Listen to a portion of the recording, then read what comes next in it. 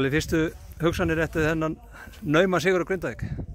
Það er náttúrulega bara, ég ekki ánægður með að við sýndum þennan sigurvilja seinna alveg umfram kannski andstæðingarnir þetta. Mér fannst hérna líka svolítið í loftinu, jú, einhverju sættu sig við 1-1 en ég vona þessi trú og þetta sé komið að við förum ekki til þessum velli nema gera allt sem við getum til að taka því 3 stig og tókst með herkjum. Við skorum sigurmark og það var mjög sætt. Það er svona fyrsta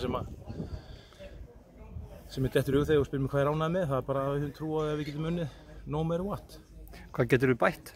Það er hellingur. Ég meina, eftir markið sem við skorum hérna og líður ágætlega vel og erum að sækja hérna á mörgum mönnum og hérna fyrstu 6-7 skiptin sem þeir dæla boltar mín í box úr hornum og einhver svona, þá vinna þeir seinni boltan og við hendum okkur fyrir og sleppum í einhverju tilfellum, fáum okkur mark svoleiðis. Það getur við bætt. Við erum og væru kærir okkur einn vallahermingi finnst mér. Hérna, mörk koma oftast úr annar og þriðju snertingu eftir klafs í bóksinu en ekki endilega fyrsta, þannig að það er það til dæmis sem við þurfum að vera öflugir í. Það er klárt.